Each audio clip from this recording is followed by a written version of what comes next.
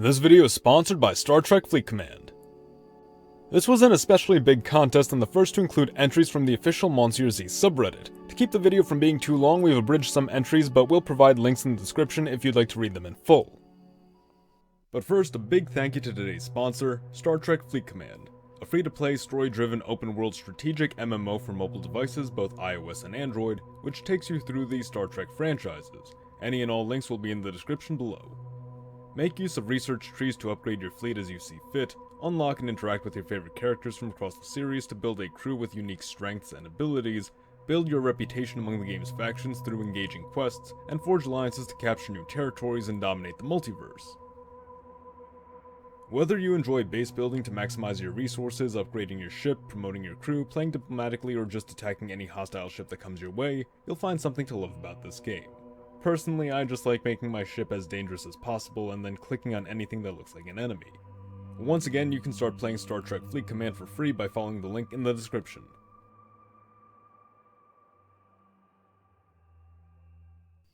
The Kingdom of Canuseland.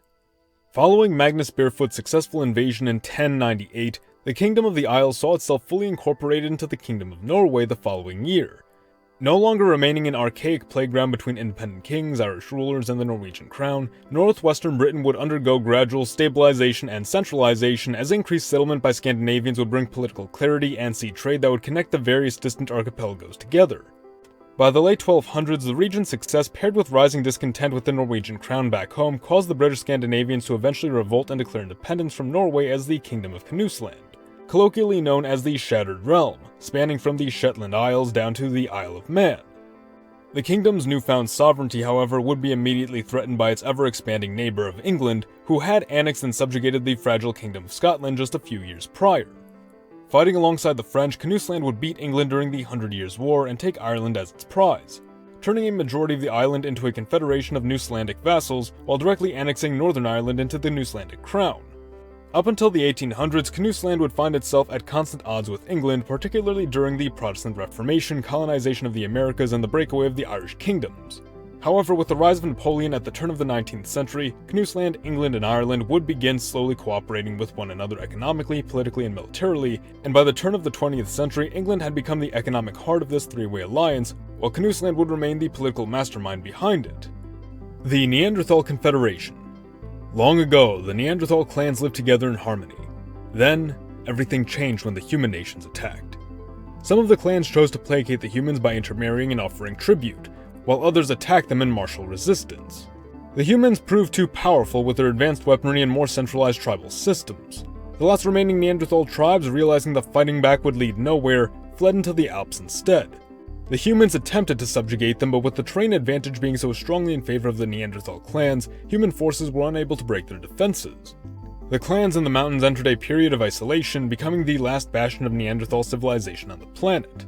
Many thousands of years later, the feudal era had come, and the human nations were now warring and squabbling with one another, while the Neanderthals remained united and stronger than ever, more determined to take back the land that was theirs. And so began the Great Human-Neanderthal War. Cascadia.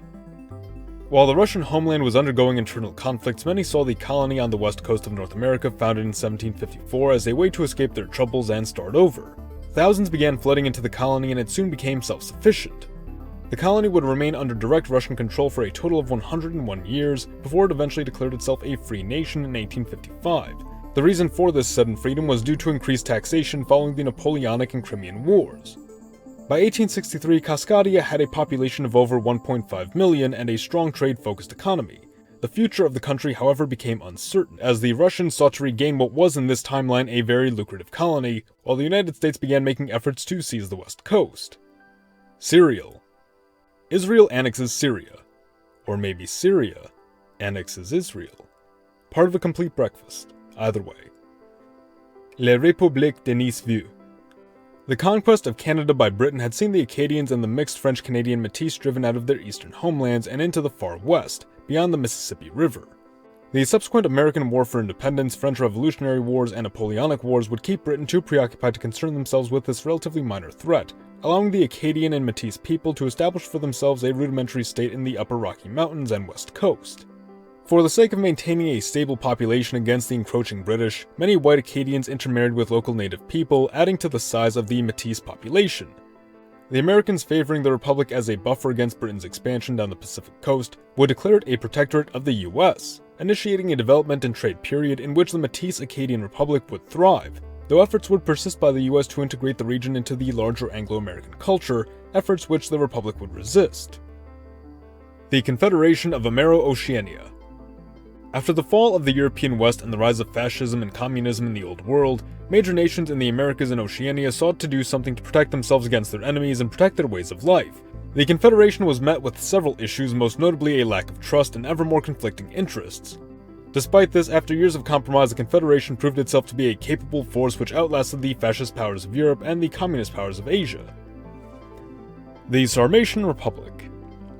In 1386, a Polish nobleman gave the Polish throne to a Polish Grand Duke of Jogaila, Lithuania. This officially marked the beginning of the Polish-Lithuanian Union under the Jagiellonian dynasty. The situation was quite unique, as the Jagiellonians were a hereditary dynasty in Lithuania, but in Poland every new Jagiellonian would need to buy himself the Polish throne by promising new privileges to the Polish nobleman. In our timeline, a branch of the Jagiellonians ruled in Bohemia and Hungary, but only until 1526 when Louis II of Hungary was killed by the Ottomans, after which Bohemia and what was left of Hungary went to the Habsburgs. In this alternate timeline, the Jagiellonians repulsed the Ottomans in battle and keep power in Bohemia and Hungary. Eventually, the Jagiellonians become tired of dealing with the magnates within the Polish-Lithuanian Commonwealth and decide to reside only within Bohemia and Hungary.